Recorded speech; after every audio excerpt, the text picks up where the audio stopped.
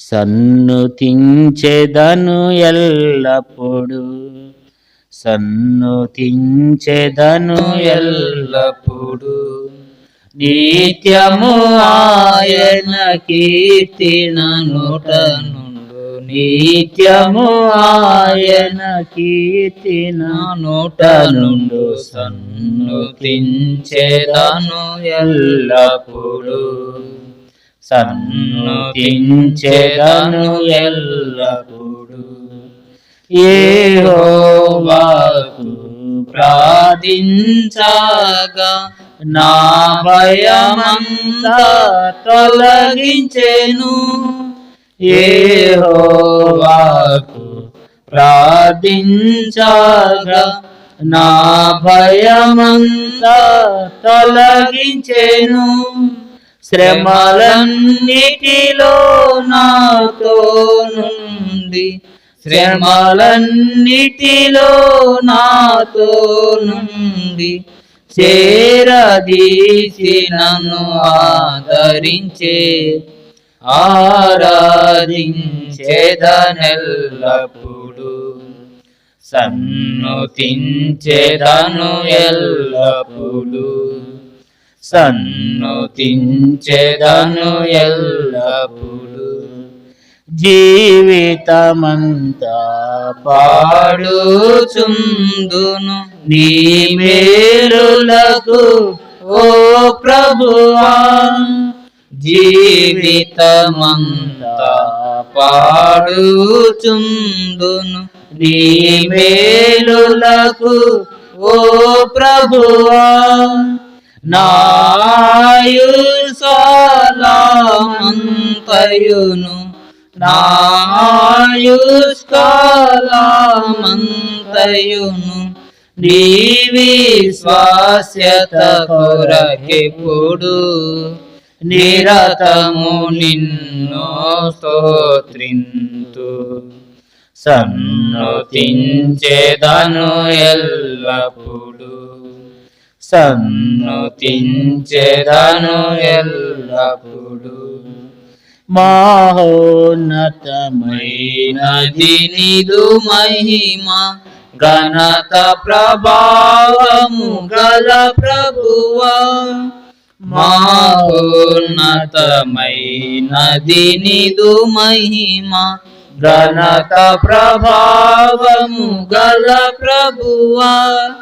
తనివి తీరగా నిన్ను పూజింతు, తనివి తీరగా నిన్ను పూజింతు. తరగని నీ కార్యములకై తపక నిన్ను స్తుతింతు. సన్నుతించెదను ఎల్లప్పుడు, సన్నుతించెదను ఎల్లప్పుడు.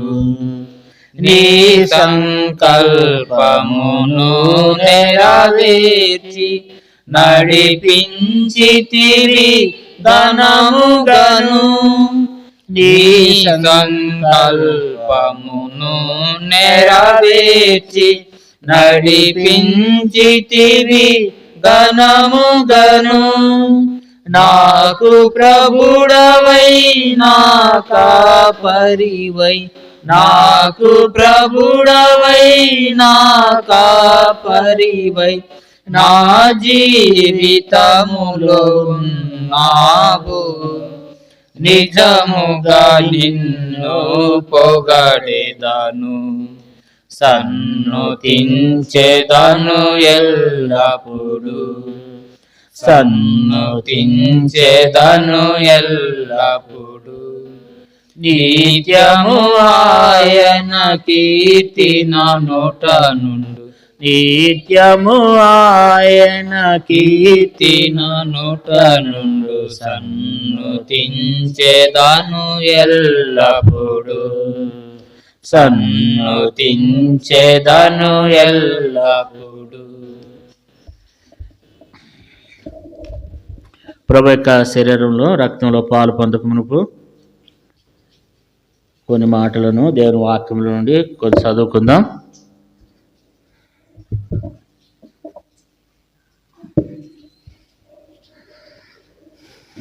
ఉంటాడు.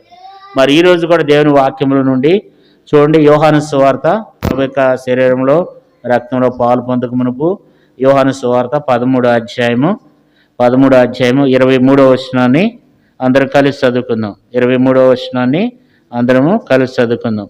ఆయన శిష్యుల్లో యేసు ప్రేమించిన ఒకడు యేసు రొమ్మున ఆనుకొనుచుండెను. ఇక్కడ మనం చూసినట్లయితే యేసు ప్రేమించిన ఒకడు, ఆయన శిష్యుల్లో యేసు ప్రేమించిన ఒకడు. ఇక్కడ మనం చూసినట్లయితే మరి దీనికి ఎవరైనా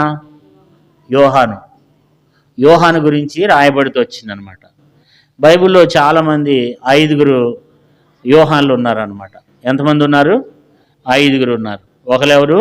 బాప్తిస్మం ఇచ్చే యోహాను. ఇంకొక ఆయన ఈ యోహాను సువార్త రాశాడు, యోహాను రాసిన మొదటి పత్రిక రాశాడు, యోహాను రాసిన 2వ పత్రిక, 3వ పత్రిక, ప్రకటన గ్రంథం రాశాడు అనమాట. మనం చదువుకునేది కూడా ఈ యొక్క యోహాను గురించే. ఈయన మరి యోహాను సువార్త రాశాడు. ఈయన యేసుప్రభువారి శిష్యుడు, తర్వాత అపోస్తులుడు అనమాట. కాబట్టి ఈయన ఏం చేస్తూ వచ్చేవాడంటే యేసు రొమ్మున ఏం చేస్తూ వస్తున్నాడు? ఆనుకుంటున్నాడు అనమాట. అక్కడ అనేక మంది శిష్యులు ఉన్నారు, కానీ ఎక్కువగా మరి యేసుప్రభువారిని ప్రేమించినటువంటి వ్యక్తి, యేసుప్రభువారి పక్కనే ఉన్న వ్యక్తి, యేసుప్రభువారిని ఎంతో ఇష్టపడినటువంటి వ్యక్తి, ఎంతో యోగ్యమైన రీతిలో ప్రభు యొక్క శరీరంలో రక్తంలో అక్కడ అంటే ప్రభు బల్లలో తను అక్కడ, అప్పుడు ప్రభు చనిపోలేదు కానీ ప్రభు యొక్క అక్కడ మరి ప్రభు రాత్రికాల భోజనం ఉంది అక్కడ కదా, ఆ విందులో ఆయన ఎంతో యోగ్యమైన రీతిలో పాలు పొందినటువంటి వ్యక్తి అనమాట. కాబట్టి మరి ఆ యొక్క 5 యోహాన్లు ఉన్నారు. కాబట్టి మరి బాప్తిస్మం ఇచ్చే యోహాను, తర్వాత మరి ఈ యొక్క యోహాను, తర్వాత మరి మనం చూసినట్లయితే మరి పేతురు తండ్రి, అక్కడ చూడండి ఒక మాట చదువుకుందాం. యోహాను సువార్త 21వ అధ్యాయంలో ఉంటుంది అనమాట. యోహాను సువార్త 21వ అధ్యాయము 15వ వచనం చూడండి. వారు భోజనం చేసిన తర్వాత యేసు సీమోను పేతురును చూసి, యోహాను కుమారుడైన సీమోను, వీరికంటే నువ్వు నన్ను ఎక్కువగా ప్రేమించుతున్నావని అడగగా అతడు, ఇక్కడ మనం ఇక్కడ చూస్తే మరి యేసుక్రీస్తు ప్రభువారు ఎవరి గురించి చెప్తున్నాడు ఇక్కడ? మరి ఆ యొక్క యోహాను కుమారుడైన సీమోను, తర్వాత పేతురు యొక్క తండ్రి అనమాట. పేతురు యొక్క తండ్రి 16వ వచనంలో కూడా ఉంది, 17వ వచనంలో కూడా ఈ మాట రాయబడితే వచ్చిందనమాట. తర్వాత మనం చదువుకున్నట్లయితే యోహాను సువార్తలో అపోస్తుల కార్యములు 12:12లో ఇంకొక యోహాను ఉంటాడు. అపోస్తుల కార్యములు 12వ అధ్యాయం 12వ వచనం చదవమ్మా. మార్కు అని మారుపేరు గల యోహాను తల్లి అయిన మరియా ఇంటికి వచ్చాను. అక్కడ అనేకులు కూడి ప్రార్థన చేయి. ఇక్కడ మనం చూసినట్లయితే మార్కు అని మారుపేరు గల యోహాను. కాబట్టి ఈయన మార్కు అనేటువంటి అంతకితం ఈయన పేరు మార్కు, ఇప్పుడు ఈయన యోహానుగా మార్చబడుతూ వచ్చినాడు. ఇంకా మనం అపోస్తుల కార్యములో 4వ అధ్యాయము, అపోస్తుల కార్యములు 4వ అధ్యాయము, అక్కడ ఇంకో యోహాను ఉంటాడు. ఆయన ఎవరంటే ప్రధాన యాజకుని బంధు. 4వ అధ్యాయము, అపోస్తుల కార్యములు 4వ అధ్యాయము 6వ వచనం. ప్రధాన యాజకుడైన అన్నయ్యు, కయప్పయు, యోహాను, అలెగ్జాంద్రును. కాబట్టి ఇక్కడ మనం చూసినట్లయితే ఈ యోహాను మరి ప్రధాన యాజకుని యొక్క బంధు. 5 యోహాన్లు ఉన్నారు. వారిలో మనం చదువుకునే యోహాను మరి యేసుక్రీస్తు ప్రభువారి యొక్క శిష్యుడైనటువంటి యోహాను అన్నమాట. ఈయన మరి యేసు ప్రభువారిని ఎంతగానో హత్తుకుని జీవిస్తూ వచ్చేవాడు అనమాట. యేసు ప్రభువారిని వెంబడిస్తూ వచ్చాడు. చాలామంది యేసు ప్రభువారి దగ్గరికి శిష్యుల్ని దేవుడు చాలామందిని ఏర్పరచుకున్నాడు, కానీ కొంతమంది మాత్రమే ఆయన వెంబడించారు. మిగతా వాళ్ళందరూ ఏం చేశారంటే అనేక పర్యాయములు వాళ్ళు యేసుప్రభువారిని విడిచిపెట్టిన సందర్భాలు అనేకమైనటువంటివి ఉన్నాయన్నమాట. అయితే యేసుప్రభువారు సువార్త చేస్తూ మరి ఇతన్ని రక్షించుకున్నాడు. ఎవరంటే జబదయి కుమారుడు. యోహాను ఎవరు? జబదయి కుమారుడు. మత్తయి సువార్తలో చదువుకుందాం. మత్తయి సువార్త 4వ అధ్యాయము. మత్తయి సువార్త 4వ అధ్యాయము 18వ వచనం చదవండి. యేసు గలిలయ సముద్రపు తీరమును నడుచుండగా పేతురు అనబడిన సీమోను అతని సహోదరుడైన ఆంద్రియా అను ఇద్దరు సహోదరులు, వారు జాలర్లు, ఆయన నా ఎంబడి రండి, నేను మిమ్మల్ని మనుషులను పట్టు జాలరుగా చేతులని వారితో చెప్పిన. వెంటనే వారు తమ వలలు విడిచిపెట్టి వెంబడించరు. 21వ వచనం చూడండి. ఆయన అక్కడి నుండి వెళ్ళి జబదయి కుమారుడైన యాకోబును అతని సహోదరుడైన యోహాను వారిని, ఇద్దరు సహోదరులు,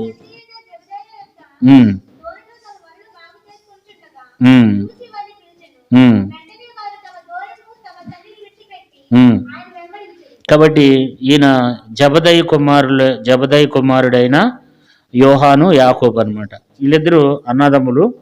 మరి వీళ్ళు కొంచెం ఉన్నవాళ్ళే, సొంత దోణి ఉంది వీళ్ళకి, వలలు ఉన్నాయి, మరి సముద్రంలో చేపలు పట్టుకుంటారనమాట. యేసుప్రభువు వారు పిలిచినప్పుడు లోబడ్డాడు. యేసుప్రభువు వారు అన్నాడు, మీరు వచ్చి నన్ను వెంబడించండి అంటే అక్కడ ఉన్నటువంటి వలలను దోణులను ఏవైతే ఉన్నాయో వాటన్నిటిని విడిచిపెట్టి వెంటనే యేసుప్రభువు వారికి లోబడి యేసుప్రభువు వారిని వాళ్ళు ఏం చేస్తూ వచ్చినారంట అండి, వెంబడిస్తూ వచ్చినారంట కదా. ఏముంది అక్కడ? 22వ వచనం, మత్తయి సువార్త 4:22. వెంటనే వారు తమ దోణెను తమ తండ్రిని విడిచిపెట్టి ఆయన్ని వెంబడించారు. కాబట్టి యేసుప్రభువు వారిని వెంబడించినాడు. అప్పుడు యేసుప్రభువు వారిని వెంబడించిందంటే యేసుప్రభువు వారు చనిపోయే వరకు కూడా యేసుప్రభువు వారిని విడిచిపెట్టలేదు. చాలామంది శిష్యులు ఏం చేస్తారంటే, పేతురు ఉన్నాడు, యేసుప్రభువు వారిని నేను ఎవరో ఎరగనని చెప్పి ముమ్మారు బొంకాడు, అబద్ధం ఆడాడు, యేసుప్రభువు వారిని దూరం నుంచి వెంబడించాడు అనమాట. కానీ ఈయన అయితే యేసుప్రభువు వారితో కూడా శిష్యులందరికంటే కూడా ఈయన చిన్నవాడే, కానీ మరి యేసుప్రభువు వారిని ఎంతగానో వెంబడించాడనమాట. అంతేకాదు యేసుప్రభువు వారి అంటే యేసుప్రభువు వారి అందు ఈయన బాగా ఇష్టం కలిగినటువంటి వ్యక్తి కదా. వెంబడించే విషయంలో ఏం చేయలేదంటే వెనక తీయలేదు. యేసుప్రభువు వారు చనిపోయిన తర్వాత ఆ శిలువ మీద యేసుప్రభువు వారి యొక్క చనిపోయే వరకు కూడా అక్కడ ఉన్నాడు అనమాట. ఆ టైంలో అనేక మంది అక్కడ లేరు, కానీ ఈయన చివరి వరకు ఉన్నాడు. అంటే యేసుప్రభువు వారిని వెంబడించే విషయంలో వెనకం చేయలేదు. ఎన్నో అద్భుతాలు చేశాడు, ఎన్నో ఆశ్చర్యకార్యాలు చేస్తూ వచ్చినాడు అనమాట. ఒకసారి ఏం చేశారంటే ఆ దేశపు చక్రవర్తి ఏం చేశాడంటే యోహాన్ని ఏం చేశాడంటే పట్టుకుని చాలామంది శిష్యులను హతసాక్షులుగా చేశాడు. యోహాన్ని కూడా పట్టుకున్నారనమాట. పట్టుకుని పెద్ద కుండ ఉంటుంది కదా, మన బిర్యానీ ఉండే కుండ లాంటిది, ఒక పెద్దది తీసుకుని దాని నిండా నూనె పోసి ఈయనేసారు. ఈ నేస్తే అందులో నూనె బాగా వేడి చేశారనమాట. కింద మంట పెట్టి నూనె వేడి చేస్తే ఈ తీసుకుని వెళ్ళి యోహాన్ని అందులో వేస్తే అసలు ఆ నూనె జల్జలమని కాలిపోతుంది అనమాట. అందులో ఏదేసినా వెంటనే ఏమైపోవాలా? ఫ్రై అయిపోవాలి. అంత నూనెలో ఈ యొక్క యోహాన్ని వేస్తారు తీసుకుని వెళ్ళి. ఈయనకి అసలు ఏమీ కాదు. ఆ నూనెలో ఈయన ఏం చేస్తాడంటే ఆడుకుంటుంటాడు అన్నట్టు. పెద్ద కుండలో పెద్ద గిన్నెలో దాని నిండా నూనె పోసేసి దాంట్లో కింద బాగా మంట పెట్టి జలజల కాగుతున్నటువంటి ఆ నూనెలో వేస్తారనమాట. వేస్తే అసలు ఆ నూనె ఏం చేయలేదన్నమాట. అంటే ఆ దినాల్లో శద్రకు మేషకు అబ్దెనెగో తీసుకుని వెళ్ళి ఆ సింహభవనంలో వేసినప్పుడు వాళ్ళు ఏమాత్రం కూడా వాళ్ళ హగ్గి ఏ హాని కలగకుండా ఎట్లుందో అంతకంటే రీతిగా ఈ యొక్క యోహాన్ని దాంట్లో వేసినప్పుడు అసలు కొంచెం కూడా హాని కలగలేదు ఆయనకి. అరే అసలు ఏం చేయాలా అని చెప్పి అర్థం కాక ఒక బావి ఉందన్నమాట. ఒక లోతైన ఒక బావి ఉంటే ఆ బావిలో ఆ నూతిలో పాములు ఇసుక పురుగులు వేసి పెంచేవాళ్ళు ఆ రోజుల్లో. ఈయన అందులో వేశారనమాట. ఇట్లా చావట్లేదని చెప్పి అందులో వేస్తే అసలు అందులో భయంకరమైన ఇసుక సర్పములు ఉంటాయి, తేళ్ళు ఉంటాయి, రకరకాల జంతువులు అందులో ఉంటాయి అన్నమాట, ఇసుక పురుగులు ఉంటాయి. దాంట్లో వేస్తే ఈయన కొంచెం కూడా ఏం కాలేదు, ఒక్కటి కూడా ఆన్ చేయలేదంట. అప్పుడు ఏం చేశారంటే ఇట్లా లాభం లేదని చెప్పి ఎక్కడ ఎన్ని రకాలకు కూడా తను శిక్షించినా కూడా ఏం కాలేదు, అపాయం అనేది తన ఎద్దకు రావట్లేదు. దేవుడు అద్భుతంగా తనను కాపాడవచ్చు. ఎంతోమంది హతసాక్షులు అయ్యారు, కానీ ఈయన మాత్రం హతసాక్షి కాలే. ఎన్నో రకాలైనటువంటి ఈయన మీద ప్రయత్నాలు చేసి ఇసం పెట్టినా చచ్చిపోలా. చివరికి ఏం చేశారంటే ఇట్లా కాదని చెప్పి ఎక్కడో దివిలో సముద్రపు ఎక్కడో మరి ఆ యొక్క పద్మాస్ ద్వీపంలో అక్కడ చుట్టూ సముద్రమే, మధ్యలో ఒక భూమి ఉంటుంది అనమాట. అక్కడికి తీసుకుని వెళ్ళి ఇడిచిపెట్టారు ఆ ద్వీపంలో. ఇంకా ఉంటాడు, చచ్చిపోతాడు, ఆహారం లేక నీళ్లు లేక చచ్చిపోతాడు అని చెప్పి తీసుకుని వెళ్ళి ఏం చేస్తారు, అక్కడ ఇడిచిపెట్టేస్తారు అనమాట.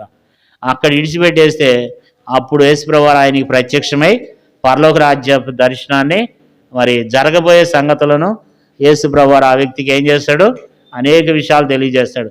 పరలోకపు దర్శనాన్ని చూశాడు. భూమి మీద ఉండగానే పరలోక రాజ్యం ఎట్లుండదు అనేది చూసినాడు అనమాట. అంత గొప్ప వ్యక్తి ఈ యోహాను, యేసుప్రభువారు శిష్యుడు అనమాట కదా. కాబట్టి ఈయన ఏం చేస్తూ వచ్చినాడంట, ఆయన వెంబడిస్తూ వచ్చినాడంట. పిలుపు నాకు ఏం చేశాడండి, లోబడ్డాడు. యేసుప్రభువారు పిలిచినాడు, నువ్వు వచ్చి నన్ను వెంబడించమంటే అక్కడ ఉన్నటువంటి వర్క్ని విడిచిపెట్టేసి, ఆ పనిని విడిచిపెట్టేసి ఏం చేస్తూ వచ్చినాడు, యేసుప్రభువారిని వెంబడిస్తూ వచ్చినటువంటి వ్యక్తిగా దేవుని వాక్యంలో మనం చూస్తూ ఉన్నాం. వెంబడించే విషయంలో వెనక తిరగలేదు. ఆ రోజున వచ్చిందంటే మరలా యేసుప్రభువారిని విడిచిపెట్టి చాలామంది శిష్యులు వెళ్ళిపోయినారు, దూరం అయిపోతూ వచ్చినారు. కానీ ఈయన మాత్రము యేసుప్రభువారిని వెంబడిస్తూనే వచ్చినాడు మరణ పర్యాంతం. మరి అన్ని రోజులు ఈయన భూమి మీద జీవించినాడు అనమాట. ఈయన అంతటికి ఆయనే మరి ప్రభు దర్శనం అందుకుని పరలోక రాజ్యానికి వెళ్తాడనమాట. కాబట్టి హతసాక్షి కాకుండా చనిపోయినాడు. యేసుప్రభువారి శిష్యులందరూ కూడా హతసాక్షి అవుతారు, వాళ్ళందరూ చనిపోతారు. కానీ ఈయన మాత్రం ఏం చేయలేదంటే ఎవరు ఈ వ్యక్తిని చంపలేకపోతూ వచ్చినారు. అంత గొప్ప వ్యక్తి. కారణం ఏంటంటే దేవుని అంతగా వెంబడించినాడు అనమాట. ఈ ఉదయకాల సమయంలో మనం కూడా దేవుని వెంబడించాలి. దేవుని పిలుపుకి మనం ఏం చేయాలి చెప్పండి, లోబడాలి. దేవుని పిలుపు అంటే సేవ చేయటం అనే కాదు. దేవుని పిలుపు అంటే ఒక సేవ చేయటం, ఎక్కడికో వెళ్ళిపోయి మనం సేవ చేయటం అనే కాదు. దేవుని యొక్క ఉద్దేశాలు మన ద్వారా నెరవేర్చబడాలి. దావీదు రాజే కానీ దావీదు అంట ఆ తరం వారికి సేవ చేసిండంట. అంటే మనం కూడా దేవుని పని చేయాలి. దేవుని కార్యములేందో శ్రద్ధ కలిగి ఉండాలి. దేవుని పిలుపునకు లోబడి ఉండాలి. ఆయన ఏ ఉద్దేశంతో దేవుడు మనల్ని పిలిచాడు అనేది మన పిలుపుని ఏర్పాటుని నిశ్చయం చేసుకోవాలన్నమాట. ఆ పిలుపునకు లోబడాలి. దేవుని మాటకు ఏం చేస్తూ వచ్చినాడు, లోబడుతూ వచ్చినాడంట. మత్తయి సువార్తలో చదువుకున్నాం 4వ అధ్యాయంలో 21-22 వచనాల్లో దోణెను వలలను ఏం చేస్తూ వచ్చినారంట, తమ తండ్రి అది విడిచిపెట్టి వచ్చేసినారంట కదా. అలాంటి గొప్ప వ్యక్తి యేసుప్రభువారి కొరకు మరి త్యాగం చేసుకుని వచ్చినటువంటి వ్యక్తి ఈ యొక్క యోహాను కదా. కాబట్టి మరి ఈయన అంతగా యేసుప్రభువారిని వెంబడించినాడు. అంతేకాదు ఈయన యొక్క జీవితాన్ని మనం చూసినట్లయితే మరి 13వ అధ్యాయంలో ఇందా మనం చదువుకున్నాం. 13వ అధ్యాయము యోహాను సువార్త 13వ అధ్యాయము యోహాను సువార్త 13వ అధ్యాయం 23వ వచనం చూడండి. ఆయన శిష్యుల్లో యేసు ప్రేమించిన ఒకడు యేసు రొమ్మున ఆనుకొనిచుండెను. ఇక్కడ మనం చూస్తే ఈయన పేరు రాసుకోవచ్చు. అక్కడ ఆయన శిష్యుల్లో యోహాన్ అని రాసుకోవచ్చు. రాసింది ఈయనే కదా. ఆ యోహాను సువార్త రాసింది ఎవరు? ఈయన పెన్నే, ఈయన చెయ్యే. కానీ ఈయన పేరు రాసుకోవట్లా. అక్కడ ఏమని రాస్తున్నాడు 23వ వచనంలో, ఆయన శిష్యుల్లో యేసు ప్రేమించిన ఒకడు యేసు రొమ్మున ఆనుకొనిచుండెను. కాబట్టి యేసుప్రభువారు ఈ వ్యక్తిని ఎంతో ప్రేమించినాడు. యేసుప్రభువారు ఈ వ్యక్తిని ఎంతగానో ప్రేమిస్తూ వచ్చినాడు అనమాట కదా. అందుకనే యేసుప్రభువారిని ఎంత ఇష్టంగా ప్రేమించాడు అనమాట. ఇక్కడ ఈ వాక్యంలో ఏం రాయబడుతూ వచ్చిందంటే యేసు ప్రేమించిన ఒకడు. 25వ వచనం చూడండి. అతడు యేసు రొమ్మున ఆనుకొనుచు ప్రభువా ఎవడని అడిగాను. అంటే యేసుప్రభువారిని ఎంతో ప్రేమించినాడు అనమాట. యేసుప్రభువారే ఈ వ్యక్తిని ప్రేమించాడు. ఈయన యేసుప్రభువారిని ప్రేమిస్తుంటే యేసుప్రభువారు ఆ వ్యక్తిని ఎంతో ప్రేమించాడు అనమాట. అక్కడ ఉన్నటువంటి శిష్యులందరికంటే కూడా ఎక్కువగా ఈయన ప్రేమించాడు. ఇక్కడ మనం చూసినట్లయితే ఆ 23వ వచనం చూడండి. ఆయన శిష్యుల్లో యేసు ప్రేమించిన ఒకడు యేసు రొమ్మున ఆనుకుని చుండెను. కాబట్టి యేసు ప్రేమించిన, యేసు చేత, దేవుని చేత ఇష్టంగా ప్రేమించబడినటువంటి వ్యక్తి యోహాను అన్నమాట కదా. ఇంకా ఈయన గురించి చాలా సందర్భాల్లో యేసు ప్రేమించిన వ్యక్తి, యేసు ప్రేమించిన వ్యక్తి అని బైబిల్లో రాయబడుతూ వచ్చింది. చూడండి 19:26 వచనం చూడండి. 19:26 యోహాను సువార్త 19:26 వచనం చదవండి. యేసు తన తల్లియు తాను ప్రేమించిన శిష్యుడును. ఇక్కడ మనం చూసినట్లయితే ఇక్కడ ఏం రాయబడుతూ వచ్చిందంటే 26 వచనం, యేసు తన తల్లియు తాను ప్రేమించే శిష్యుడు, అంటే దేవుడు ప్రేమించినటువంటి శిష్యుడు, దేవుని చేత ఎంతో ప్రేమింపబడినటువంటి వ్యక్తి అన్నమాట. 20:2 వచనం చూడండి. 20:2 వచనం, గనుక ఆమె పరిగెత్తుకుని వచ్చి యేసు ప్రేమించిన మరి యొక్క శిష్యుని ఎద్దుకుని వచ్చి సమాధి నుండి ఎత్తుకుని పోయి సార్లు మనం ఇక్కడ చూసినట్లయితే యేసు ప్రేమించినటువంటి వ్యక్తిగా ఇక్కడ మనం చూస్తూ ఉన్నాం అన్నమాట. యేసు ప్రేమించినటువంటి శిష్యుడు. యేసు ప్రభువారు ఆ వ్యక్తిని ఎంతగానో ఏం చేస్తూ వచ్చినాడంట, ప్రేమిస్తూ వచ్చినాడంట కదా. యేసు ప్రేమించిన శిష్యుడు, యేసు ప్రభువారు ఎంతో ప్రేమించినాడు అనమాట కదా. 21:7 వచనం, 21 యోహాను సువార్త 7 వచనం, కాబట్టి యేసు ప్రేమించిన శిష్యుడు ఆయన ప్రభువు సుమి అని. కాబట్టి ఇక్కడ మనం చూస్తే యేసు ప్రేమించినటువంటి శిష్యుడు. కాబట్టి అనేక సందర్భాల్లో రాయబడేది ఏంటంటే యేసు ప్రేమించిన శిష్యుడు. యేసు ప్రభువారు మరి అనేక మంది శిష్యులు ఉన్నప్పుడు కూడా ఎక్కువ ఎవరిని ప్రేమించినాడు, ఈయన్ని యోహాన్ని ఎక్కువ ప్రేమించాడు యేసు ప్రభువారు కదా. 21:20 వచనం చూడండి. 21 యోహాను సువార్త 20 వచనం, పేతురు వెనుకకు తిరిగి యేసు ప్రేమించిన వాడును చాలు. మనం ఇక్కడ చూసినట్లయితే అనేక పర్యాయములు ఏం రాయబడుతూ వస్తుంది ఇక్కడ, యేసు ప్రేమించిన శిష్యుడు. ఆయన పేరు రాసుకోవచ్చు అక్కడ, కానీ రాసుకోవట్లేదు. అంతేకాదు యేసు ప్రభువారు చేత ఎంతగానో ప్రేమింపబడినటువంటి వ్యక్తి అనమాట. అందుకే ఇక్కడ ఏం రాయబడుతూ వచ్చిందంటే యేసు ప్రేమించిన శిష్యుడు, యేసు ప్రేమించినటువంటి వాడు. యేసు ప్రభువారు ఎంతగానో యేసు ప్రభువారు అంతగా అతన్ని ప్రేమిస్తూ వచ్చినాడు అనమాట. అక్కడ ఉన్నటువంటి శిష్యులందరికంటే ఎక్కువగా ప్రేమించింది యోహాన్ని ఎక్కువ ప్రేమించాడు యేసు ప్రభువారు. ఎందుకంటే ఈయన అందరికంటే చిన్నవాడు. తర్వాత ఏం చేస్తూ వచ్చాడంట, మరి యేసు ప్రభువారిని మరి ఎంతగానో ప్రేమించి యేసు ప్రభువారు పక్కనే తిరుగుతూ ఉండేవాడు అనమాట కదా. కాబట్టి యేసుని అంతగా ప్రేమిస్తూ వచ్చాడు. మనకు నేర్పించే విషయం ఏంటంటే మనం కూడా యేసు ప్రభువారిని అంతగా మనము ప్రేమించాలి. ఆయన మనల్ని ప్రేమించేటట్లుగా, ఆయన చేత ఇష్టమైనటువంటి వ్యక్తులుగా, కొంతమంది ప్రియమైన వారుగా ఉంటారు. అట్లా మనం దేవునికి ఏమై ఉండాలి, దేవుడు మనల్ని ఎంతో ప్రేమించేటట్లుగా మన జీవితాలు ఉండాలి. దేవుడు మనల్ని ప్రేమించాలి. అందుకని బైబిల్లో యోహాను గురించి అయితే యేసు ప్రేమించిన శిష్యుడు అని అనేక సందర్భాల్లో దేవుని వాక్యంలో చూస్తూ ఉన్నాం కదా. అంతేకాదు ఈయన యొక్క జీవిత విధానం చూసినట్లయితే మంచి ప్రార్థన పరుడు. చూడండి అపోస్తుల కార్యములు 3 వచనం, పగలు 3 గంటలకు ప్రార్థన కాలమున పేతురును యోహానును దేవాలయమునకు వెక్కి వెలుచుండగా. సార్లు మనం ఇక్కడ చూసినట్లయితే ప్రార్థనా కాలమున పగలు 3 గంటలకు ప్రార్థనా కాలమున పేతురును యోహానును దేవాలయమునకు వెక్కి వెళ్తూ వచ్చినారు. అంటే ఎంతో ప్రార్థన పరుడు అనమాట. మనం కూడా ఎలాంటి గొప్ప ప్రార్థన జీవితాన్ని మనం కలిగి ఉండాలి. అంతేకాదు యేసు ప్రభువారు వీళ్ళ ముగ్గురిని ఎక్కడ ప్రార్థన జరిగినా అప్పుడు యేసు ప్రభువారు ఆ గెత్సేమనే తోటలో మరి పేతురుని, యాకోబుని, యోహాన్ని తీసుకుని వెళ్ళేవాడు. యేసు ప్రభువారు ఎక్కడికన్నా వెళ్ళాలంటే వీళ్ళిద్దరిని తీసుకుని వెళ్ళేవాడు అనమాట. లూకాసు వార్త 9 రూపాంతర కొండ మీదకి ఎవరిని తీసుకుని వెళ్ళినాడు, పేతురుని, యాకోబుని. వీళ్ళిద్దరిని 12 మంది శిష్యుల్లో వీళ్ళ ముగ్గురిని ఎక్కువ యేసు ప్రభువారు ప్రేమించాడు అనమాట. వీళ్ళు ముగ్గురు ఎక్కడికి వెళ్ళినా వీళ్ళు ముగ్గురు వెళ్తారనమాట.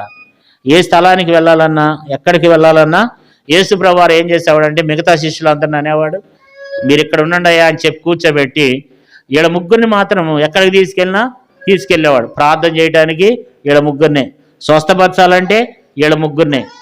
ఆ యొక్క మార్కు సువార్త 5వ అధ్యాయంలో యాయీరు కుమార్తె చనిపోతుంది. యాయీరు కుమార్తె చనిపోతే మిగతా శిష్యులందరూ మీరు ఇక్కడే ఉండండి అని చెప్పి పేతురుని, యాకోబుని, యోహాన్ని తీసుకుని వెళ్తాడు. వీళ్ళని తప్ప మరి ఎవరిని కూడా తీసుకెళ్ళలేదు అని బైబిల్లో రాయబడింది. చూడండి, మార్కు సువార్త 5వ అధ్యాయము,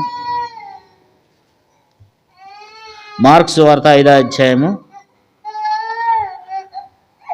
మార్కు సువార్త 5వ అధ్యాయము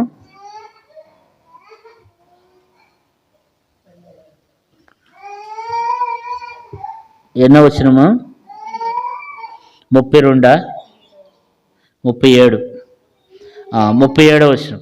పేతురు, యాకోబు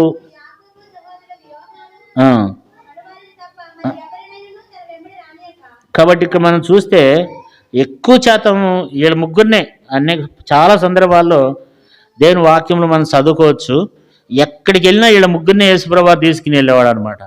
మరి ఈ ముగ్గురులో ఏం ప్రత్యేకత ఉందో మనకు తెలియదు, కానీ వీళ్ళ ముగ్గురిని యేసుప్రభువు తీసుకుని వెళ్ళేవాడు. ప్రార్థనకు తీసుకుని వెళ్ళాలన్నా వీళ్ళ ముగ్గురినే, ఎక్కడికైనా స్వస్థపరచాలన్నా వీళ్ళ ముగ్గురినే. మిగతా వాళ్ళందరినీ కూడా కొంచెం దూరంలోనే ఉంచేవాడు, ఎక్కువగా వీళ్ళతో ఉన్నాడు అనమాట. కారణం ఏంటంటే వీళ్ళు ఉన్నటువంటి భక్తి జీవితం, వీళ్ళు ఉన్నటువంటి ప్రార్థన జీవితం, వీళ్ళు వ్యక్తిగతమైనటువంటి అంటే మరి అలాంటి మంచి మరి యేసుప్రభువుతో మంచి సంబంధం కలిగినటువంటి వ్యక్తులు అనమాట. ఈ భూమి మీద యేసుప్రభువుతో తిరిగినటువంటి వ్యక్తులు, చాలా నమ్మకమైనటువంటి వ్యక్తులుగా వీళ్ళు జీవిస్తూ వచ్చినారు. అయినప్పటికీ పేతురు కొంత తప్పిపోయినప్పటికి కూడా యోహాను అయితే మాత్రం యేసుప్రభువుని ఎప్పుడు కూడా విడిచిపెట్టలేదన్నమాట. యోహాను అంత ప్రార్థన పరుడు. ఎందుకు అంత ప్రార్థన అంటే యోహానికి విశ్వాసము, ప్రార్థన జీవితము, భక్తి జీవితము, దేవునికి లోబడే జీవితం అన్నీ యోహాన్లో ఉన్నాయి అన్నమాట. అందుకని యేసుప్రభువు ఏం చేశాడంటే వీళ్ళని బాగా ప్రేమించి వీళ్ళని ఎక్కడికి తీసుకెళ్ళినా వీళ్ళని తీసుకుని వెళ్తూ ఉండేవాడు అనమాట. కొంతమంది సేవకులు కూడా అట్లా చేస్తూ ఉంటారు, కొంతమందిని ఎక్కువ ప్రేమిస్తూ ఉంటారు. కారణం ఏంటంటే వాళ్ళకు ఉన్నటువంటి ఆ సేవకుని వాళ్ళు ప్రేమించి కొన్ని సంఘాల్లో అట్లా ఉంటారు, వాళ్ళని ప్రేమించే విధానం అట్లా ఉన్నది.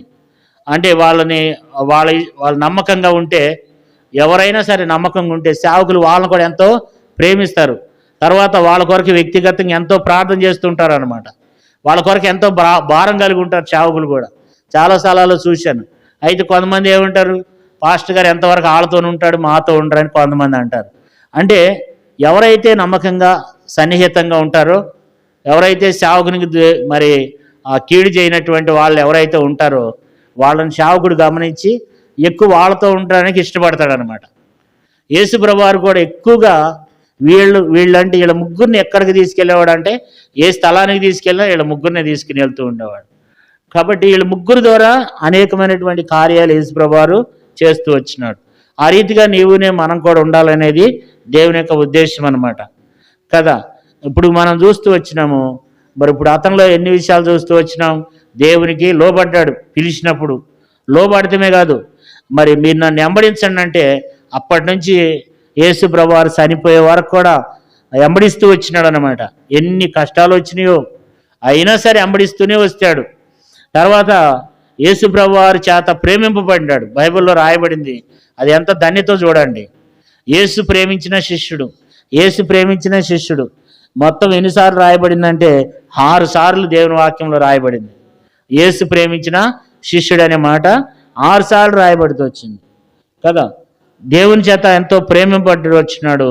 మరి ఎంతో గొప్ప ప్రార్థన పరుడు ఈ యొక్క యోహాను. అంతేకాదు ఈయన ఒక మంచి ధైర్యవంతుడు కూడా. దేవుని యొక్క సువార్తను అనేక మందికి తెలియజేశాడు అనమాట. దేవుని యొక్క సువార్త విషయంలో మరి యోహాను కూడా ఏం చేస్తూ ఉంటాడు, సువార్త ప్రకటిస్తూ ఉంటారు. ఆ రోజుల్లో సువార్త చేస్తే ఊరుకునేవాళ్ళు కాదు. సువార్త ప్రకటిస్తుంటే ఎవరిని కూడా ఊరుకునేవాళ్ళు కాదు ఆ రోజుల్లో. అయితే ఈ రోజుల కంటే ఇంకా ఈ రోజులే బెటర్ అనమాట. ఆ రోజుల్లో సువార్త చేసిన ఇది అప్పటి నుంచి ఉందన్నమాట. సువార్తకు ఆటంకం అనేది అప్పటి నుంచి ఉంది. మరి యోహాను దినాల్లో కూడా వీళ్ళు సువార్త చేస్తుంటే ఏమైందంటే అనేక రకాలైనటువంటి ఆటంకాలు వస్తూ వచ్చినాయి. అయినప్పుడు కూడా దేవుని ఎంతో వాళ్ళు దేవుని సువార్త చేయకుండా ఆగలేదు. చూడండి, చదువుకుందాం. అపోస్తుల కార్యములు 4వ అధ్యాయము, అపోస్తుల కార్యములు 4వ అధ్యాయము 12వ వచనం చూడండి. అపోస్తుల కార్యములు 4:12. మరి ఎవని వలన రక్షణ కలగదు, ఈ నామమునే మనం రక్షణ పొందవలను కానీ ఆకాశం క్రింద మనుషుల్లో ఇవ్వబడిన మరి ఏ నామమున రక్షణ పొందలేమని. ఇక్కడ మనం చూస్తే వీళ్ళు సువార్త చేస్తున్నారు, సువార్త ప్రకటిస్తున్నారు. మరి ఎవరి వలన రక్షణ కలగదు, ఈ నామమునే రక్షణ పొందవలనని వారు ప్రకటిస్తుంటే కొంతమంది ఉన్నారు అక్కడ. కొంతమంది క్రీస్తుకు శత్రువులు ఉండి, మరి చూడండి 13 వచ్చింది చూడండి. వారు పేతురు యోహానులు ధైర్యం చూసినప్పుడు వారు విద్య లేని పామరులు అని గ్రహించి ఆశ్చర్యపడి, వారు చదువు లేదు కానీ దేవుని బిడ్డలారా, వారు విద్య లేని పామరులు, వాళ్ళకి చదువు లేదు కానీ అద్భుతంగా దేవుని యొక్క సువార్తను ప్రకటిస్తున్నారు. ధైర్యంతో దేవుని యొక్క వారికి ఉన్నటువంటి 13 వచనం చూసినట్లయితే వారికి ఉన్నటువంటి ధైర్యాన్ని చూసి అనేక మంది ఆశ్చర్యపోతారు. అసలు ఎక్కడి నుంచి వచ్చింది ఈ ధైర్యం? నిజంగా ఆ రోజుల్లో మరి ఎక్కడ చూసినా మరి సువార్త చేస్తుంటే భయంకరంగా హింసిస్తున్నారు, బాధిస్తూ ఉన్నారు, చంపేస్తున్నారు. అలాంటి దినాల్లో పేతురు యోహానులు ఏం చేస్తున్నారంట? 13వ వచనంలో వారు పేతురు యోహానులు ధైర్యం చూసినప్పుడు వారు విద్య లేని పామరులని గ్రహించి ఆశ్చర్యపడి వారు యేసుతో కూడా ఉండిన వారని గుర్తెరిగారంట. కాబట్టి వాళ్ళు ఎంతగానో దేవుని యొక్క మాటలు తెలియజేస్తూ వచ్చినారు.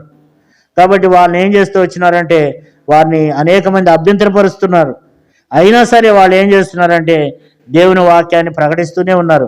17వ వచనం చూడండి, 17వ వచనం అపోస్తుల కార్యములు 4:17. అయినను ఇది ప్రజల్లో ఇంకా వ్యాపింపకుండుటకై ఇక మీదట ఈ నామం బట్టి ఏ మనుషులతోనైనాను మాట్లాడకూడదని మనం వారిని పెట్టవలనని చెప్పుకునేది. అప్పుడు వారిని పిలిపించి, మీరు యేసు నామమును బట్టి ఎంత మాత్రమును మాట్లాడకూడదు, బోధింపకూడదని ఆజ్ఞాపించినది.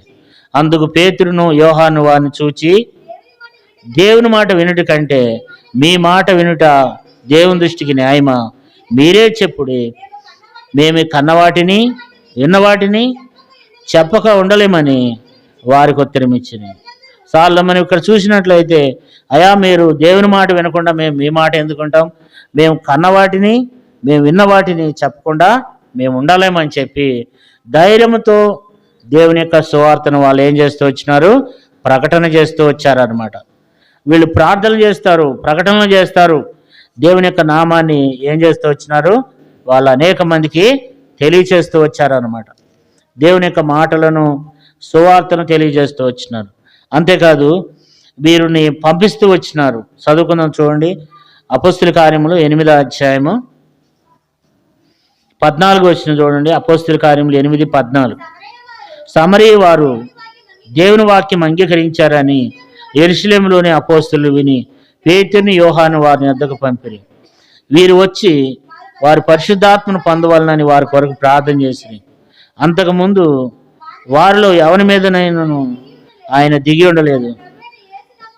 వారు ప్రభైన యేసు నామమున బాప్తిస్మం మాత్రం పొంది ఉన్నది. సార్లు మనం ఇక్కడ చూసినట్లయితే వీళ్ళు మరి అనేక ప్రాంతాలకు పంపబడుతూ వచ్చారు అనమాట.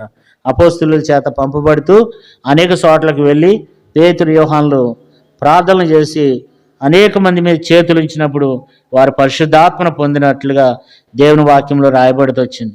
17 వచనం చూడండి, 8:17. అప్పుడు పేతురును యోహానును వారి మీద చేతులు ఉంచగా వారు పరిశుద్ధాత్మను పొందిరి.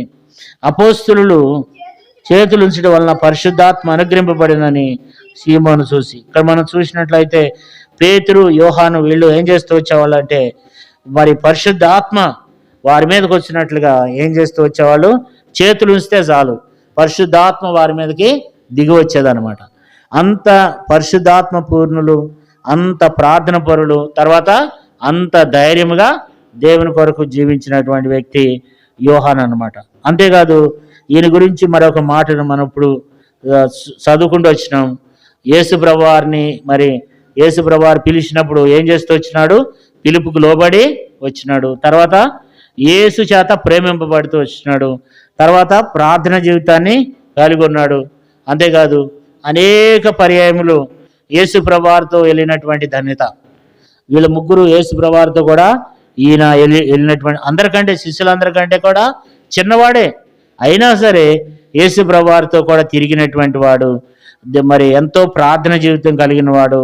తర్వాత ఎంతో ధైర్యంగా దేవుని యొక్క సువార్తను ప్రకటిస్తూ వచ్చినటువంటి వారు. తర్వాత మరి ఇంకో మాట మనం చదువుకున్నట్లయితే యేసు రొమ్మున ఆనుకుంటాం. అంటే మనం చూస్తే చూడండి, యోహాను సువార్త 13వ అధ్యాయంలో ఒక మంచి మాట రాయబడుతూ వచ్చింది. ఇందా మనం చదువుకున్నాం, దాన్ని మరొకసారి మనం జ్ఞాపకం చేసుకుందాం. 13వ అధ్యాయము యోహాను సువార్త 13వ అధ్యాయం 23వ వచనం. ఆయన శిష్యుల్లో యేసు ప్రేమించిన ఒకడు యేసు రొమ్మును ఆనుకొనిచుండును. ఇక్కడ మనం చూస్తే యేసు ప్రభువారు పక్కనే ఉండేవాడు అనమాట. యేసు ప్రభువారు పక్కనే ఉండి యేసు ప్రభువారు యొక్క రొమ్మును ఆనుకుంటూ ఉండేవాడు అనమాట. యేసు ప్రభువారు అంటే అంత ఇష్టం అన్నమాట ఈయనకి. యేసు ప్రభువారిని అంతగా హత్తుకుని జీవించాడు. యేసు ప్రభువారిని అంతగా ప్రేమించాడు. యేసు రొమ్మున ఆనుకుంటూ వచ్చినాడు. యేసు ప్రభువారిని ఎంతగానో ప్రేమిస్తూ వచ్చినాడు అనమాట. 25వ వచనం 13వ అధ్యాయం యోహాను సువార్త 25వ వచనం. అతడు యేసు రొమ్మున ఆనుకొనుచు ప్రభువా ఎవడని ఆయన అడిగాను. ఇక్కడ మనం చూస్తే యేసు ప్రభువారు పక్కనే కూర్చొని అందరూ ఏం చేసేవాళ్ళు అంటే సైగ చేసేవాళ్ళు. ఎవరి గురించి మాట్లాడుతున్నాడు యేసు ప్రభువారు? ఆయన మర్మయుక్తంగా మాట్లాడుతున్నాడు.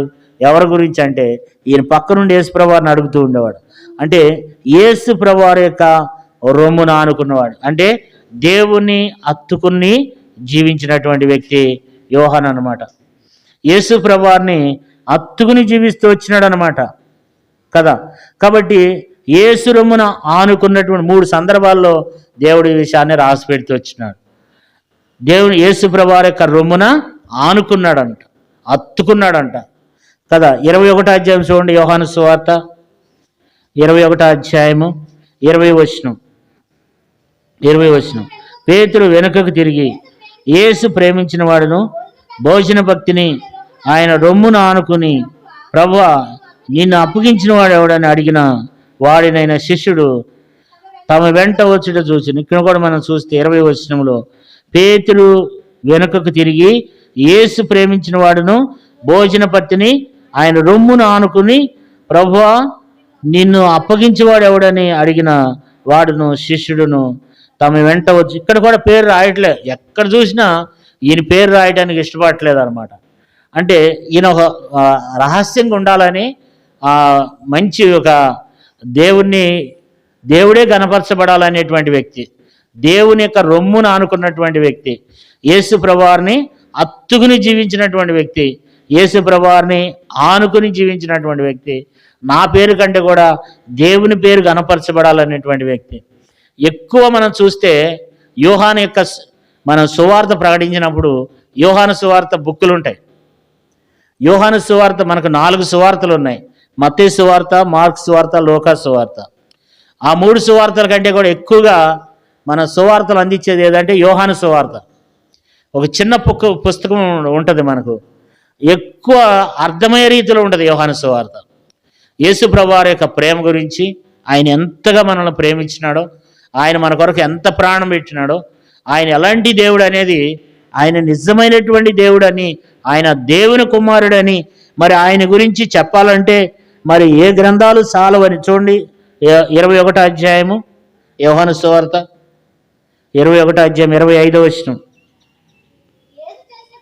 యేసు చేసిన కార్యములు ఇంకనూ అనేకములు కలవు, వాటిలో ప్రతిదాన్ని వివరించి రాసినడలా అట్లు రాయబడిన గ్రంథమునకు భూలోకమునైను.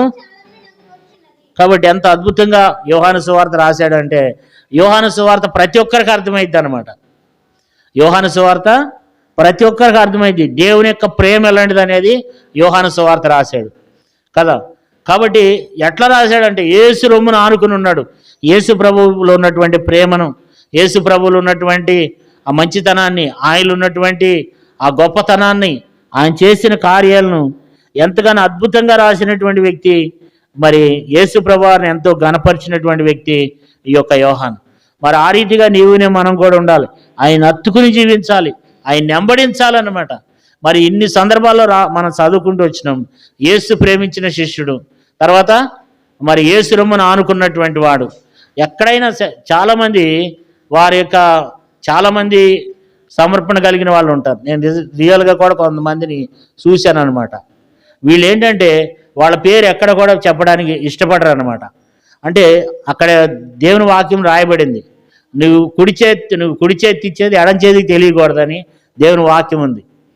అట్లాగే ఈయన కూడా చూస్తే ఎక్కడ కూడా తను హెచ్చించుకోకుండా అన్ని విషయాల్లో కూడా తగ్గించుకునే రాస్తున్నాడు. తన పేరు పెట్టుకోవడానికి ఎక్కడ కూడా ఇష్టపడలేదన్నమాట కదా. అలాంటి ఒక మంచి వ్యక్తి యోహాను. దేవుడు అలాంటి వారు కావాలని దేవుడు కోరుకుంటున్నాడు. అంటే దేవుడు వాళ్ళని చాలా ఇష్టపడతాడు అనమాట. దేవుడు వారిని చాలా ఇష్టపడతాడు. అలాంటి మనుషులు చాలామంది భూమి మీద కూడా కొంతమంది అలాంటి గొప్ప వ్యక్తులు కూడా కొంతమంది ఉన్నారు. ఒకసారి మేము కరీంనగర్లో సేవ చేసేటప్పుడు మందిరం కడుతుంటే ఒక భార్యాభర్తలు ఇద్దరు వచ్చారనమాట. భార్యాభర్తలు ఇద్దరు వచ్చి మాకు ₹1,00,000 ఇచ్చినారనమాట. సంఘ పెద్దల దగ్గరికి కూడా వెళ్ళలా, మా దగ్గరికి వచ్చి ₹1,00,000 ఇచ్చి ఏమన్నారంటే, అన్నా మేము దేవుని మందిరం కొరకు ₹1,00,000 ఇస్తున్నాం, మా పేరు ఎక్కడ కూడా రాయబాకండి అన్నారు. అప్పుడు నేనేం రాశానంటే బుక్ మీద ఎవరో ఇచ్చినటువంటి కానుక అని రాశారనమాట. ఒక సహోదరుడు ఒక సహోదరి ఇచ్చినటువంటి ₹1,00,000 అని. అంటే ఎందుకు అంటే వాళ్ళు చూడండి, నేను ఇచ్చే దేవునికి అది నా దేవునికే చెందాలి, ఇక్కడ నా పేరు రాకూడదు అనేది వాళ్ళ మనస్తత్వం. కొంతమంది ఉంటారు ప్రతి దాని మీద నా పేరే ఉండాలి, ప్రతి చోట నేనే కనపడాలి. కానీ యోహాన్ని మనకు దేవుడు జ్ఞాపకం చేస్తుంది ఏంటంటే, యోహాను దేవుణ్ణి ఎంతో ప్రేమిస్తూ మరి అన్ని విషయాల్లో కూడా రాయబడింది ఏంటంటే, మరి యేసు రొమ్మున ఆనుకున్నటువంటి వ్యక్తి, యేసు ప్రభువుని అత్తుకున్నటువంటి వ్యక్తిగా మనం చూస్తున్నాం కదా. అలాంటి వారంగా నీవునే మనం కూడా కలిగి ఉండాలని దేవుని బిడ్డలారా, యోహాను వంటి వారంగా మనం కలిగి ఉండాలి. యోహాను యేసు ప్రభువు యొక్క రొమ్మును ఆనుకుంటూ వచ్చినాడంట కదా. తర్వాత ఏమైందంటే చూడండి, 19వ అధ్యాయం యోహాను సువార్తలో 19వ అధ్యాయంలో ఒక మంచి మాట ఉంది. యోహాను సువార్త 19వ అధ్యాయము, యోహాను సువార్త 19వ అధ్యాయము 26వ వచనం చదువుకుందాం. 26వ వచనం, యేసు తన తల్లియు తాను ప్రేమించిన శిష్యుడును దగ్గర నిల్చుండుట చూచి, అమ్మ ఇదిగో నీ కుమారుడు అని తన తల్లితో చెప్పును. సార్లో మనం ఇక్కడ చూసినట్లయితే, ఇక్కడ యేసు ప్రభువారు కలవరి సిలువ మీద పలికిన మూడో మాట ఏంటంటే, యేసు ప్రభువారు కలవరి సిలువలో పలికిన మూడో మాట ఏంటంటే, తన తల్లితో మాట్లాడుతున్నాడు, పక్కనున్న శిష్యునితో మాట్లాడాడు అనమాట. యేసు ప్రభువారు మరి కలవరి సిలువలో యేసు ప్రభువారు పలికిన 7 మాటలు ఉన్నాయి. 7 మాటలో మూడో మాట ఏంటంటే, అమ్మ ఇదిగో, ఇక్కడేమంటున్నాడు 26వ వచనంలో, యేసు తన తల్లియు తాను ప్రేమించిన శిష్యుడును దగ్గర నిల్చుని చూసి, అమ్మ ఇదిగో నీ కుమారుడని తన తల్లితో చెప్పు. ఇక్కడ మనం చూసినట్లయితే యోహాను నిజమే తన కుమారుడు కాదు, మరియకు కుమారుడు కాదు, ఆయన యేసు ప్రభువు యొక్క శిష్యుడే. కానీ మరియకు చాలామంది కుమారులు ఉన్నారు, కానీ వాళ్ళందరూ ఎవరు లేరు ఆ సిలువ దగ్గర ఎవరు లేరు. కానీ తల్లి బాధ్యత ఎవరికి అప్పగించినాడంటే శిష్యుడికి అప్పగించాడు అనమాట. యోహానుకు అప్పగించాడు. యోహానుకు ఎందుకు అప్పగించినాడంటే, మరి అక్కడ తన తమ్ముళ్ళు కానీ తన సహోదరులు ఉన్నప్పటికీ వాళ్ళు అక్కడ లేరు. యేసుప్రభువారిని వాళ్ళు యేసుప్రభువారిని సిలువ వేస్తుంటే వాళ్ళందరూ విడిచిపెట్టి వెళ్ళిపోతూ వచ్చినారు. అక్కడ ఉన్నది కొద్దిమంది మాత్రమే అక్కడ ఉన్నారు. అయితే అక్కడ ఉన్నటువంటి తల్లిని చూసి అంటున్నాడు, అమ్మ ఇదిగో నీ కుమారుడని తన శిష్యుని గురించి చెప్తున్నాడు. నిజంగా తల్లిని అప్పగిస్తున్నాడు. ఎవరికి? యోహానుకి, శిష్యుడికి అప్పగిస్తున్నాడు. తన తల్లిని అప్పగిస్తున్నాడంటే నిజంగా ఎంత నమ్మకస్తుడై ఉండాలి. ఎంత నమ్మకస్తుడై ఉంటే తల్లిని అప్పగిస్తాడు. తొంత సహోదరులకు అప్పగించడంలా, కానీ ఎవరికి అప్పగిస్తున్నాడు? యోహానుకు అప్పగిస్తున్నాడు. అమ్మా ఇదిగో నీ కుమారుడు. తర్వాత శిష్యుని చూసి ఏమంటాడు? తర్వాత శిష్యుని చూసి ఇదిగో నీ తల్లి అని చెప్పాను. ఆ గడి నుండి ఆ శిష్యుడు ఆమెను తన ఇంట చేర్చుకున్నాడు. కాబట్టి మరియా ఎక్కడ ఉంటూ వచ్చిందంట? యోహాను ఇంట ఉంటూ వచ్చిందంట. యేసు ప్రభువు కలవరి సిలువలో తన సొంత సహోదరులు ఆమెను చూస్తారో చూడరని వాళ్ళ మీద ఆయనకి నమ్మకం లేదు, కానీ తన శిష్యుడి మీద నమ్మకం ఆ శిష్యుడి మీద ఉన్నటువంటి నమ్మకాన్ని బట్టి ఆ తల్లికి పరిచయం చేస్తున్నాడు. అమ్మ, ఇదిగో నీ కుమారుడు, ఇదిగో నీ తల్లి అని చెప్పి మరి అక్కడ వాళ్ళిద్దరిని కూడా మరి ఆ చక్కగా మాట్లాడుతూ వచ్చినాడు యేసుప్రభువు వారు. కాదు, కారణం ఏంటంటే మరి తన సొంత తల్లిని మరి శిష్యుడిగా అప్పగిస్తున్నాడంటే ఆ శిష్యుడు ఎంత మంచోడై ఉండాలి, లేదా ఎంత నమ్మకస్తుడై ఉండాలి కదా. ఎంతో నమ్మకస్తుడు, ఎంతో మంచివాడు కనుక ఆ తల్లిని ఏం చేస్తూ వచ్చినాడు, అప్పగిస్తూ వచ్చినాడు కదా. అలాంటి వారంగా మనం కూడా ఒక నమ్మదగిన వారంగా ఒక పని అప్పగిస్తే ఖచ్చితంగా యేసుప్రభువు వారికి ఏంటంటే ఒక నమ్మకం, నా తల్లిని ఈయనకి అప్పగిస్తే ఈయన నా తల్లిని చక్కగా చూసుకుంటాడు, నా తల్లిని నా సహోదరుల కంటే కూడా ఈయన చక్కగా చూసుకుంటాడు. అందుకని కలవరి శిలువలో పలికిండు, అమ్మ, ఇదిగో నీ కుమారుడు, అయ్యా ఇదిగో నీ తల్లి అన్నాడు. కాబట్టి ఆ తల్లిని అతనికి అప్పగించినాడు. కారణం ఏంటంటే నా సహోదరుల కంటే కూడా నా తల్లిని చక్కగా చూసుకుంటాడు అని చెప్పి నమ్మకంతో మరి తన తల్లిని ఏం చేస్తూ వచ్చినాడు, ఆయనకు అప్పగిస్తూ వచ్చినాడు. ఆయన తన తల్లిని చేర్చుకుని మరి అప్పటి నుంచి తన ఇంట చేర్చుకుని ఆ తల్లిని పోషిస్తూ వచ్చినాడు కదా. ఎంతో మరి నమ్మకమైనటువంటి వ్యక్తిగా మనం ఈయనలో చూస్తూ ఉన్నాం.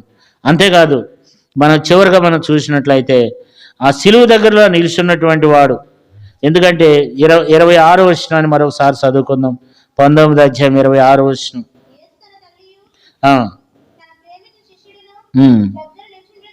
చూచి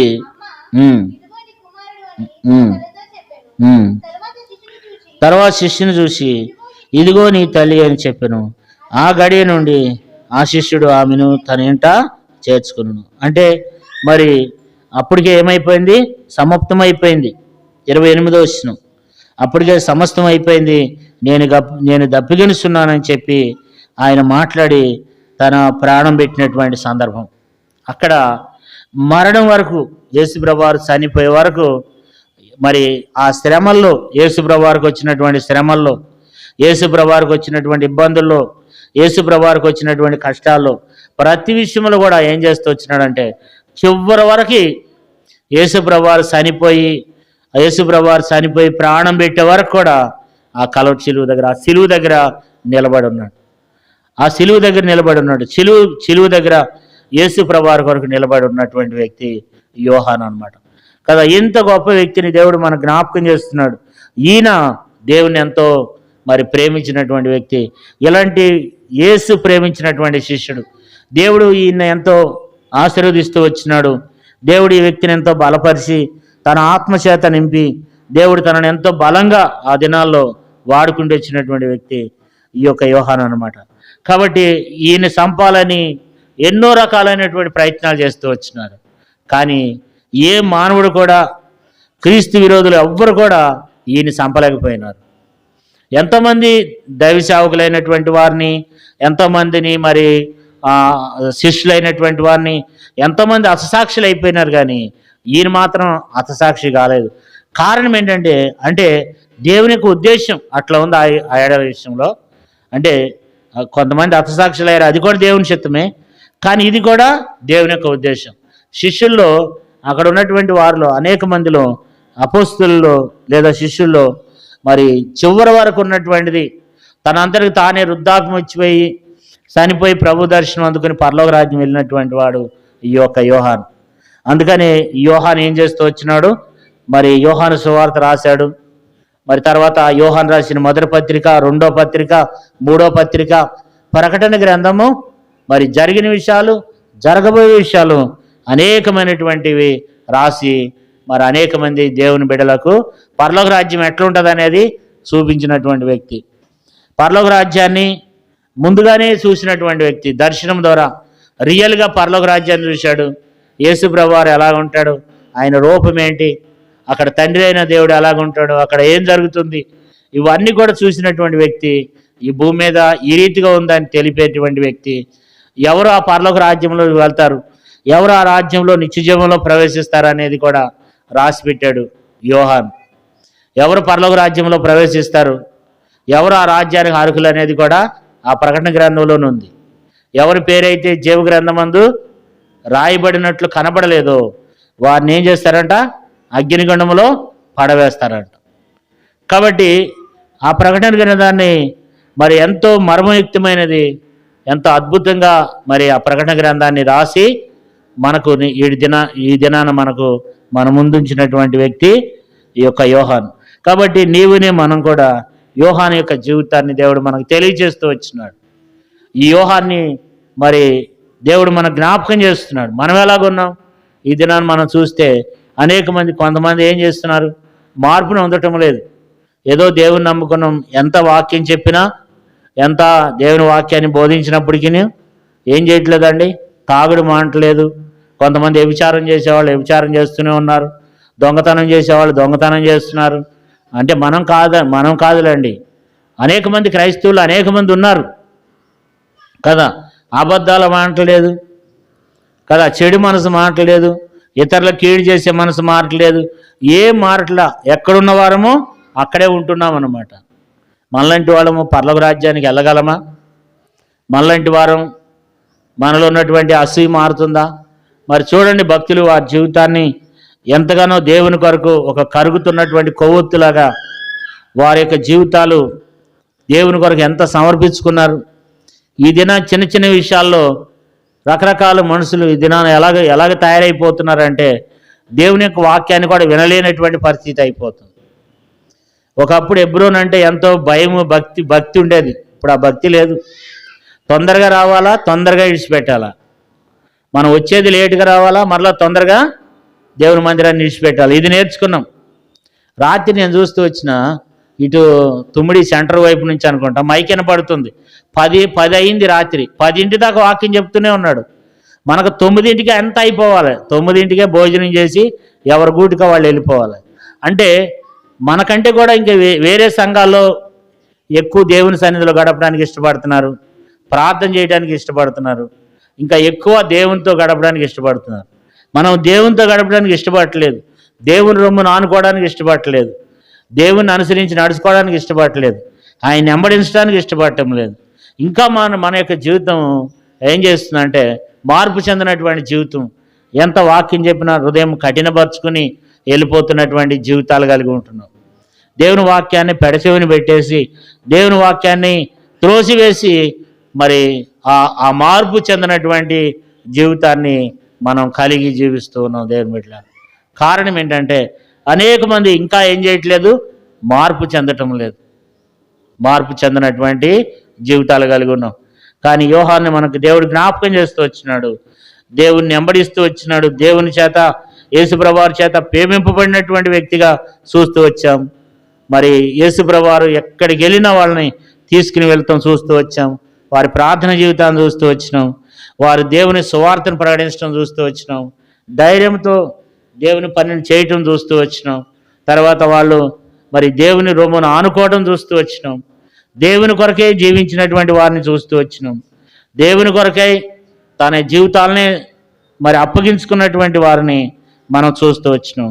మనం ఏ రీతిగా ఉన్నాం, ప్రభు యొక్క శరీరంలో రక్తంలో పాలు పొందుతున్నటువంటి మనం కూడా అలాంటి మరి దినాలు గడిచిన కొద్దీ, రోజులు గడిచిన కొద్దీ ఆత్మీయంగా మనం ఎదుగుతున్నామా, ఇంకా తొట్టిల్లిపోతున్నామా, ఇంకా మనం లోకంలో కలిసిపోతున్నామా, ఇంకా చిన్న చిన్న విషయాల్లో సులువుగా సిక్కులు పెట్టే పాపానికి బానిసైపోతున్నాము కదా. మాటలో తప్పిపోతున్నాం, ఆలోచనలో తప్పిపోతున్నాం, తలాంపుల్లో తప్పిపోతున్నాం, ఎన్నో రకాలుగా దేవునికి దూరం అయిపోతున్నాం. దేవుని మనం హత్తుకుని జీవించలేకపోతున్నాం. దేవునికి ఏమైపోతున్నాం, దూరం అయిపోతున్నాం. దినాలు గడుస్తున్నాయి, రోజులు గడుస్తున్నాయి, దేవుని పక్కన పెట్టేస్తున్నాం. ఏదో దేవుని మందిరానికి అట్లా వస్తున్నాం, కానీ ఇంకా మనం పూర్తిగా ఆ స్థాయిలోనికి మనం వెళ్ళలేకపోతున్నాం. దేవుని వెంబడించే విషయంలో వెనక తీయలేదు. దేవుడు ఆ రోజును పిలిచినాడు, నువ్వు నీ ధోని విడిచిపెట్టిరా, నీ తండ్రిని విడిచిపెట్టిరామన్నప్పుడు విడిచిపెట్టి వచ్చేసినాడు కదా. అప్పటి నుంచి యేసు ప్రభువారు చనిపోయే వరకు, తర్వాత యేసు ప్రభువారు చనిపోయిన తర్వాత కూడా దేవుని కొరకే జీవించినాడు. దేవునికి ఎంతో మహిమ తీసుకుని వచ్చాడు అనమాట. తాను నూనెలో వేసి వేపినప్పుడు కూడా ఆయన ఆ ఫ్రై అయిపోలేదంటే అక్కడ చూసినటువంటి ప్రజలు అనేక మంది దేవుని యొక్క గొప్పతనాన్ని తెలుసుకొని ఎంతోమంది దేవుని మహింపరిచినారు అనమాట కదా. తీసుకుని వెళ్ళి నూనెలో పడేసి ఏపుతుంటే దాంట్లో కొంచెం కూడా కాగలేదంటే ఎంత ఆశ్చర్యం అనమాట. అలాంటి గొప్ప వ్యక్తిగా జీవిస్తూ వచ్చినాడు. అంతగా యేసుప్రభువారి చేత ప్రేమింపబడి యేసు రొమ్మును ఆరుకుంటూ ఒక నమ్మకమైనటువంటి శిష్యుడిగా మరి జీవిస్తున్నాడు. అలాంటి వ్యక్తినిగా నీవునే మనం కలిగి ఉండాలని నేటి దినాన దేవుని యొక్క వాక్యాన్ని మనకు అందిస్తూ వచ్చినాడు. దేవుని విషయాల్ని, అనేక విషయాలను తెలియజేస్తూ వచ్చినాడు. ఇలాంటి వ్యక్తులంగా నీవునే మనం కూడా దినాలు గడిచిన కొద్దీ, రోజులు గడిచిన కొద్దీ, సంవత్సరాలు గడిచిన కొద్దీ దేవుని కొరకై దేవుని బిడ్డలంగా మనం ఎదగాలని దేవుడు ఇలాంటి వ్యక్తులను మనకు జ్ఞాపకం చేస్తున్నాడు. మనం ఎక్కడెక్కడికో వెళ్ళవసరం లేదు. బైబిల్లోనే దేవుడు ఎంతోమందిని మరి దేవుని వాక్యంలో రాయబడుతూ వచ్చినాయి. వారి జీవితాలు దేవుని కొరకై బలమైన సాధనములుగా చేయబడుతూ వచ్చినాయి. నీవునే మనం కూడా ఈ రీతిగా మనం పరీక్షించుకొని ప్రభు యొక్క శరీరంలో, రక్తంలో మనం పాలు పొందాం. కేవలం నిడిచిపెట్టే బిడ్డలం కాకుండా విన్న వాక్యం ప్రకారంగా మనం కూడా అనుసరించి నడుచుకున్నట్లు, నిలబడి నేను, కూర్చున్నా నీవు, మనం కూడా దినదినం రోజులు గడుస్తుండగా మరి ప్రభు కొరకై నలగొట్టబడిన వారమై, ప్రభు కొరకై సాధనములుగా, ప్రభువుకు మహిమ తెచ్చే బిడ్డలంగా, ప్రభువుని గణపరిచే బిడ్డలంగా, దేవునికి లోబడే బిడ్డలముగా, దేవుని వెంబడించే బిడ్డలముగా, ప్రార్థనా పరులముగా, సంఘాన్ని అత్తుకుని జీవించే వారంగా, ప్రభువుని అత్తుకుని జీవించే వారంగా, ప్రభు యొక్క రొమ్మును అత్తుకుని జీవించే వారంగా నీవునే మనం కలిగి ఉందాం. దేవుడి కొద్ది మాటలను దీవించి ఆశీర్వదించిన మోకరించండి, ప్రార్థన చేసుకుందాం. మనం లేచి నిలబడి మన అర్పణల కొరకు పాట పాడుకుందాం.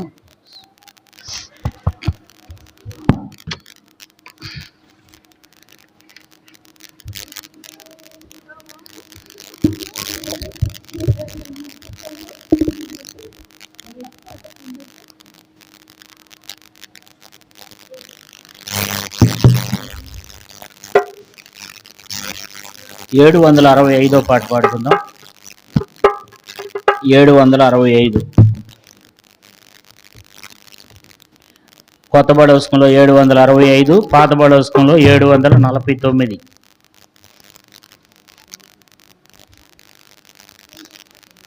పాత బడవస్కంలో 749, కొత్త బడవస్కంలో 765. నా సర్వమైన ప్రభు అర్పించు పొందు నీకై, అంగీకరించు నేడే సేవా చేయుటకై, అంగీకరించు నేడే సేవా చేయుటకై. ఆత్మా ప్రాణ దేహము తలంపులు క్రియలు, ఆత్మా ప్రాణ దేహము తలంపులు క్రియలు అన్నీయు నీ కొరకే కైకొనుము యేసువా, అన్నీయు నీ కొరకే కైకొనుము యేసువా. జీవించగోరిని నీ కొరకే, నీకే మహిమా ఘనత. జీవించగోరిని నీ కొరకే, నీకే మహిమా ఘనత. నా సర్వమైన ప్రభు అర్పించు పొందు నీకై, అంగీకరించు నేడే సేవా చేయుటకై, అంగీకరించు నేడే సేవా చేయు